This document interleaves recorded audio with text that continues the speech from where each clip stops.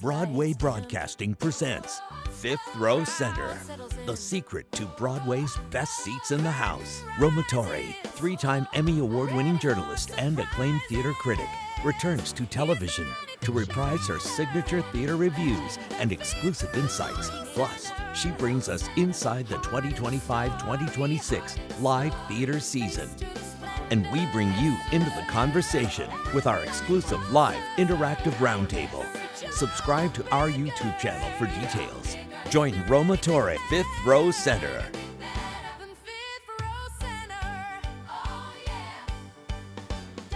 Now more than ever, everyone's a critic.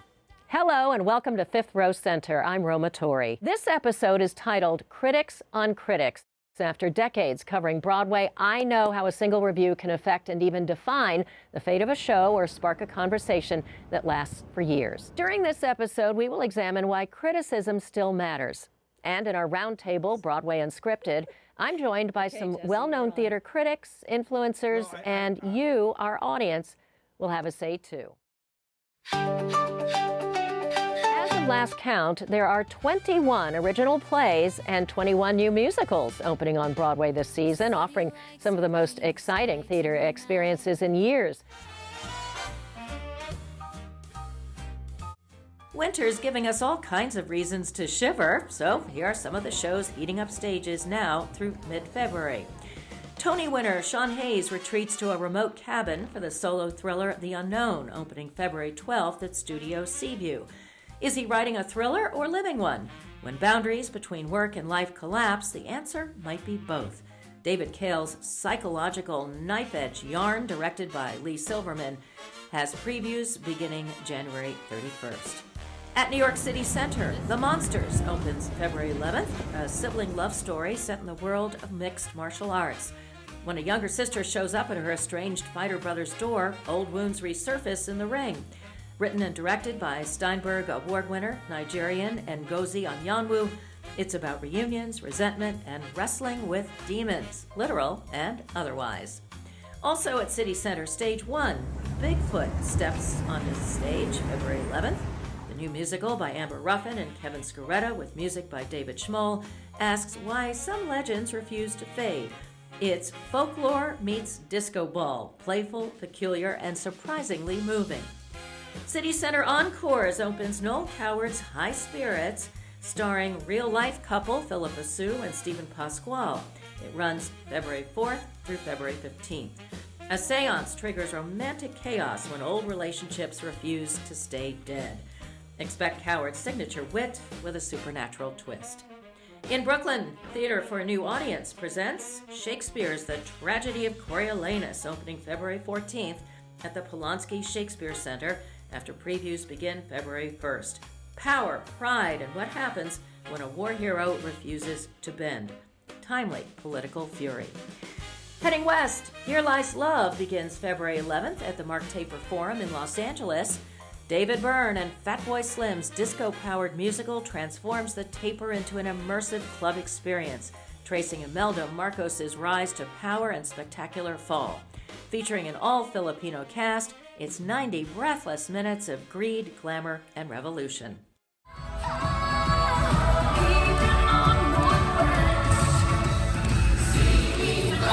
And across the pond, Andrew Lloyd Webber's high-energy train musical Starlight Express keeps to its schedule at the Troubadour Wembley Park Theatre in London.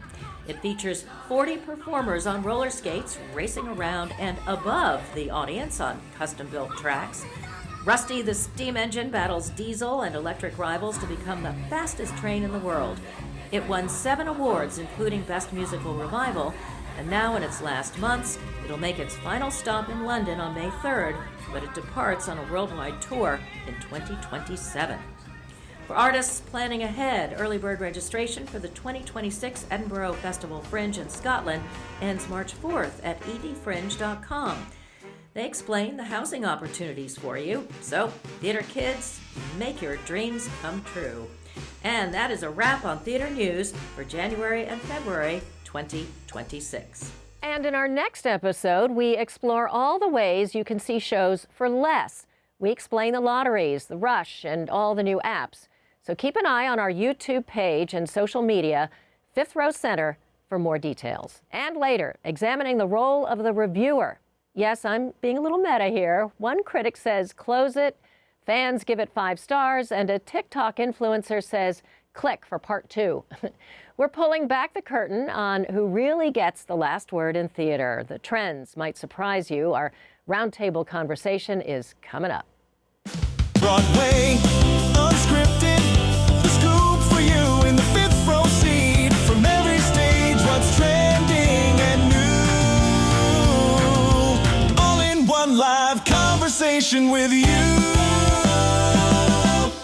From the moment the first performers stepped into the spotlight on a Broadway stage, there was someone in the dark taking notes, a critic.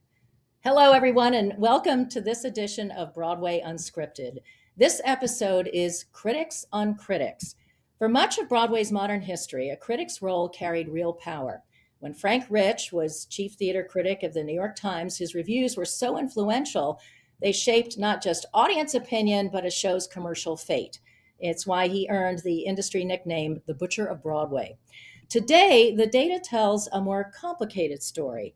According to the latest Broadway League data, the number one reason audiences choose a show is personal recommendation, and that holds true across every age group. When people look for information, Instagram leads, followed by Google, and then word of mouth. Traditional reviews are still part of the ecosystem, but they're no longer the primary driver. So what does that shift mean for professional criticism and for critics like me? On this edition of Broadway Unscripted, we are examining just how changing audience behavior, new platforms, and a more diverse theater-going public are reshaping the role, reach, and responsibility of the critic. And to unpack all that, I am joined by Jesse Green, a former chief theater critic of the New York Times and now culture correspondent. Chris Peterson, founder and editor of OnStage Blog, and Elysa Gardner, theater critic for the New York Sun and fellow critic and friend at New York Stage Review. And a note to our audience, as we talk, you will be able to see audience voices joining us live by way of our YouTube channel. Bear in mind, this is only our second episode, so we're not expecting to hear from too many of you, but you're all welcome. Let's get into it. Jesse, I want to start with you because it used to be that a Times review could make or break a show, and not anymore, obviously. And you were in that power seat. And so I have to ask, what changed? Well, all the things that you mentioned in your introduction changed and altered the ecosphere of theater and how people get their information. But I'm not completely convinced it has really been true since Frank Rich left that hot seat. And it was pretty hot when he left it. My former colleague, Ben Brantley, had the seat for quite a long time alone. And during his time there, I feel that the power began to shift. It seemed to me by the time I was in the seat, I really couldn't kill a show, and I tried. But the power had shifted to a narrower one, which was, of course, as always, to inform and educate the public about what's going on in the way that I, as a kid, experienced many miles from New York. I would read reviews to know what was happening in the world. But to promote a great small show that would not necessarily be able to reach large audiences or to make a profit, or that may not have even been intended to make a profit, that power I still had, or my position still had, and I think still does. And I think we shouldn't, in saying that criticism has vastly changed, which is true, we should not throw out with that some of the good things criticism of the type we've practiced can still do and needs to do in a more narrow commercial environment. On a personal level, I can imagine that. I mean, obviously, you were credited or blamed for a show's rise or fall, and that had to be a lot of pressure.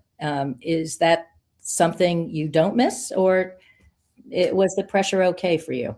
I don't miss that. I felt it was my responsibility to tell my truth. I I tried not to be mean, particularly about performers. It's almost never their fault.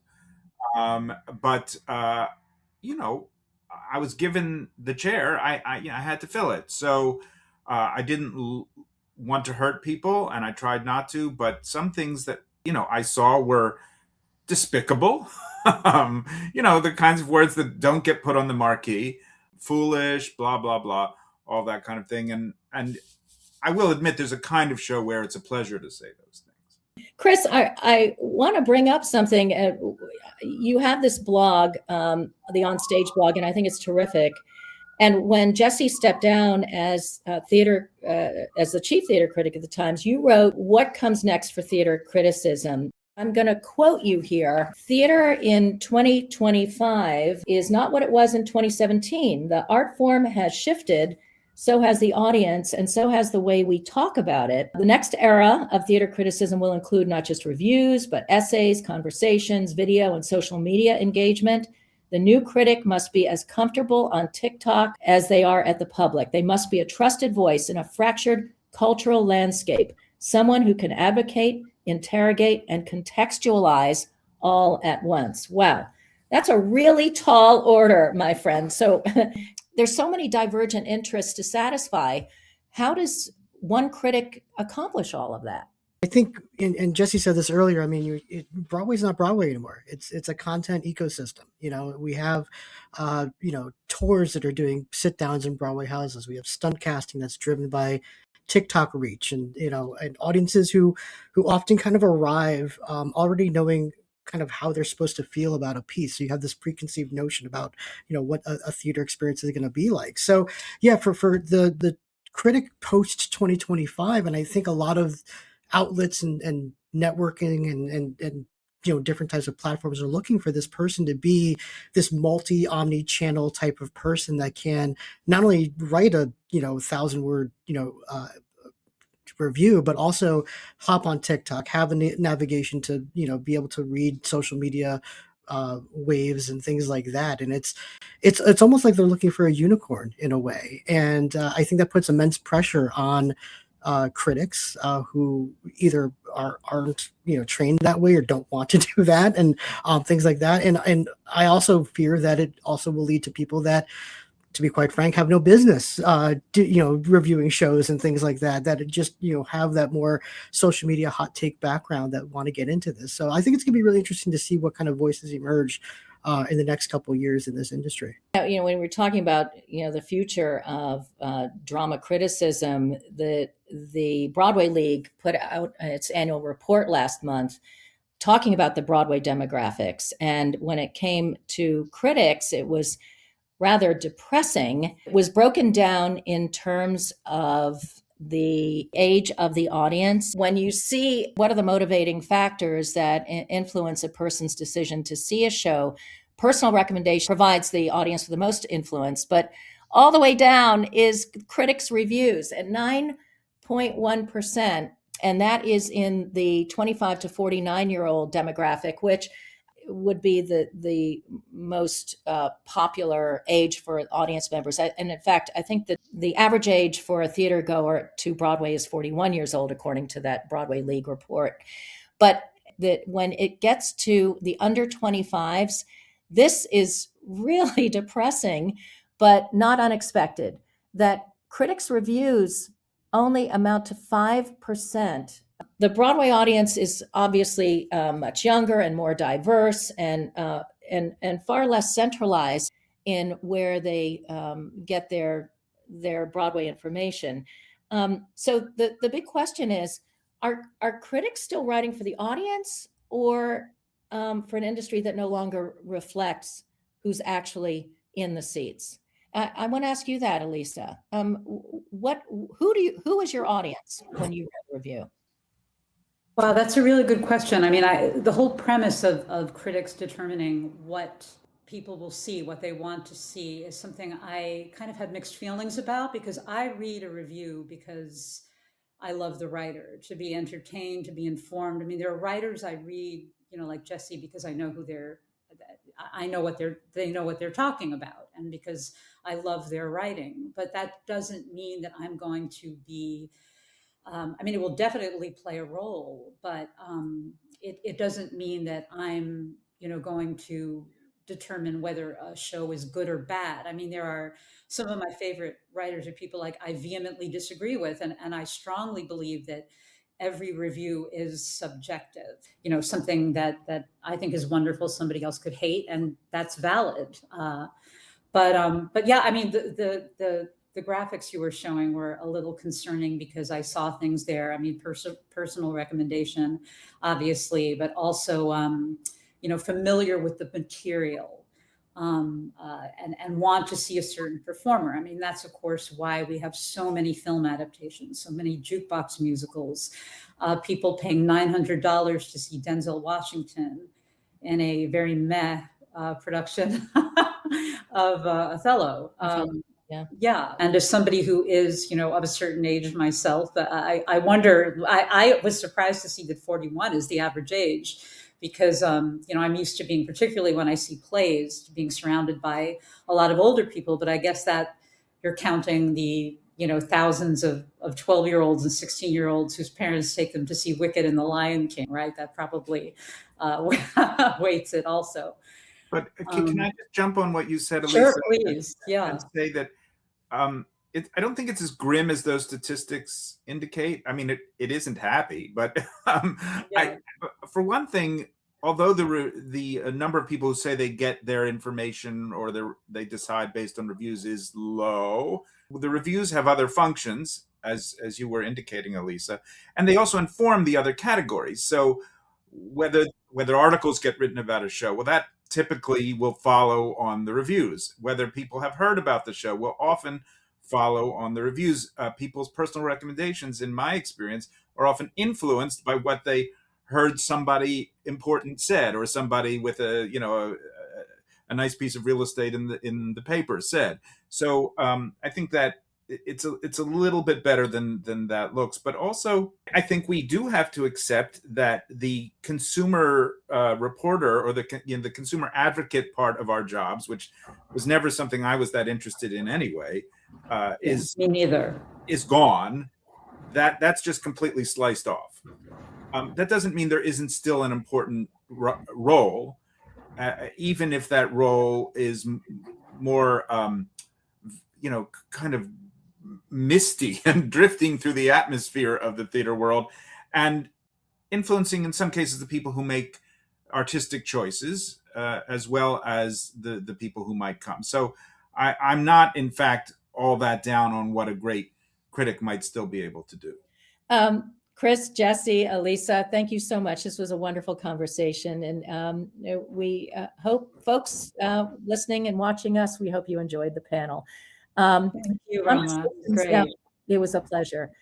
Conversations like this only continue with your support. So subscribing to our YouTube channel at Fifth Row Center isn't just a click. It's how this program survives, and it's how we fund independent coverage and keep producing thoughtful journalism-driven conversations about theater that don't exist anywhere else.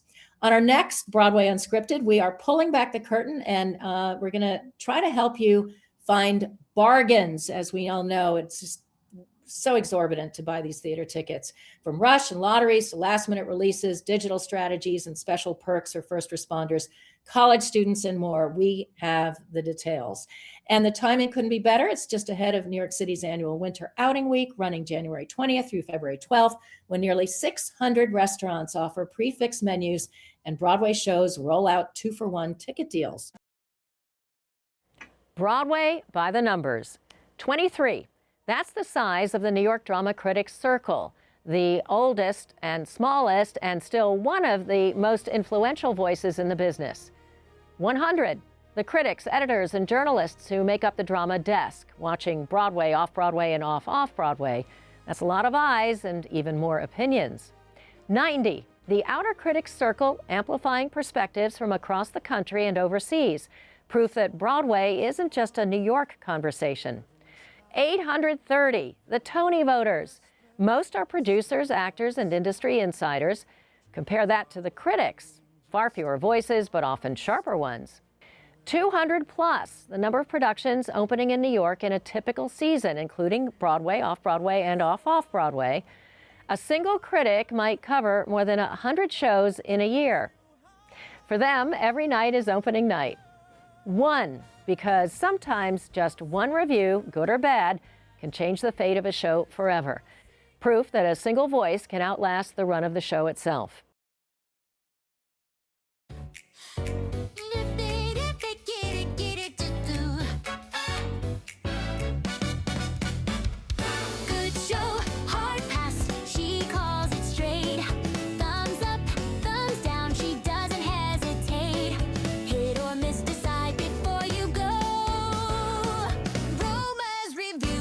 You know.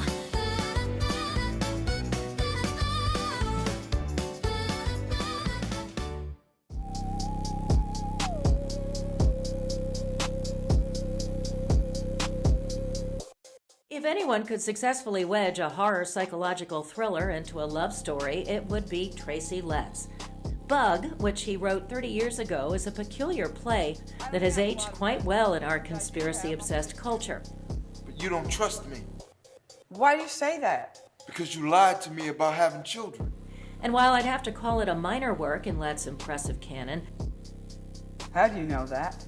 It makes sense to revive it now, especially with the playwright's immensely talented wife, Carrie Coon, famed for White Lotus and The Gilded Age, in the lead He did role. have a child once.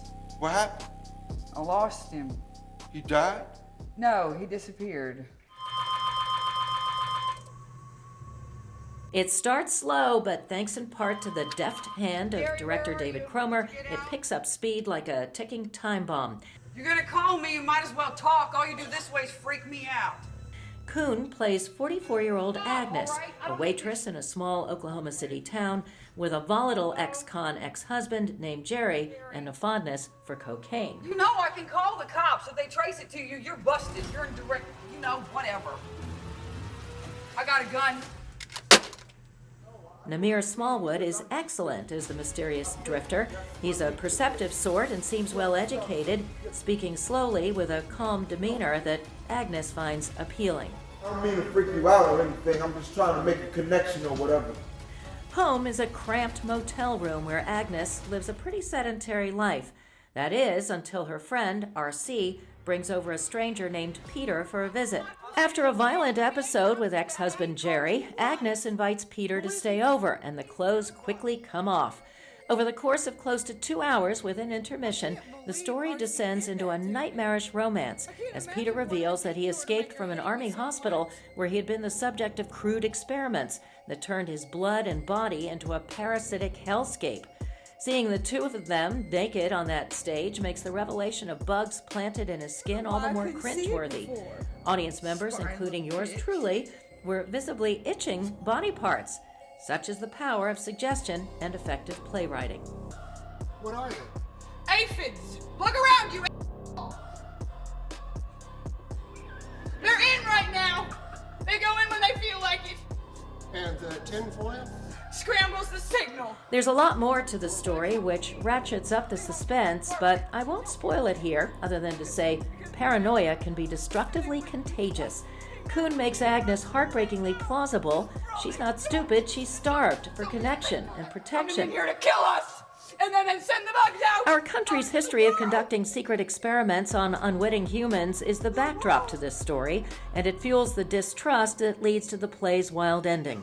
The two stars deserve high praise for making a most incredible climax make perfect sense. Bug is likely to stay with you for a while, in part for its wild finish, but also because it's been given a first-rate production, and Letts wisely injected a healthy dose of humor to keep us engaged. I wouldn't call it a great play, but it is an admirably combustible one, and if you're looking to get creeped out, it gets the job done. Bug opened January 8th, 2026 at the Samuel J. Friedman Theater, and it runs through February 22nd. You can get tickets and information at manhattantheaterclub.com. For our final story, we profile an innovative program at the Public Theater that's elevating fresh voices in theater criticism.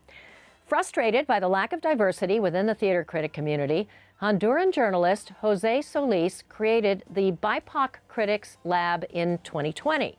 Its mission is to mentor and empower critics who are Black, Indigenous, and people of color.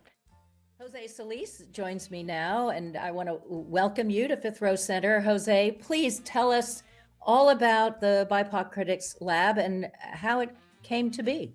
When I moved to New York City when I was in my 20s and I started working doing theater criticism, I was shocked, I have to confess, that, coming from my home in Honduras and moving to what I thought was the capital of theater, there was no diversity there. So in summer of 2020, I was like, I have all this free time, I'm home. I grabbed a lot of notes that I'd been collecting over the years, and I decided right then and there that I wanted to create this workshop. I set it up, I went on Twitter, and I asked people if they wanted to volunteer for a pilot. And, almost 6 years later, here we are. Who should apply to the Critics Lab? How exactly does it work? And how are they considered, and who gets in, and what is the criteria? The way that it works is once I have a host institution, then we set on opening a timeline for people to apply. Who can apply? Everyone. And I hope everyone does. I don't believe in any of the limitations that we see in other similar workshops. I don't need people to have, experience. People can be good writers or not. There's a space in the lab for everyone. I have gauged the impact in ways that are so surprising and exciting to me. Every day, for instance, I'll get requests to participate in interviews or studies or things that students of mine at the lab are doing. And they've gone on to work at, major outlets all over the US and all over the world, really, because the lab is open to global participants. And even those people who choose not to pursue criticism go on to have really exciting careers in, directing, writing, other things related to the arts as well. The lab offers sessions twice a year, all led by BIPOC experts in culture and criticism. Learn more or support the program by visiting publictheater.org and criticalminded.org. That's it for this edition of Broadway Broadcasting's Fifth Row Center. I'm Roma Torre. Thanks for joining us here. Our next show, episode 3, is all about Broadway bargains. We have compiled an exhaustive list of the ways you can pay less at the box office. And do you have a tip or a story for us? Just visit our social media. That's where you'll find the exact time of our next roundtable taping too, so you can join in. Until next time, we will save you a seat, Fifth Row Center. Catch it all on the Broadway.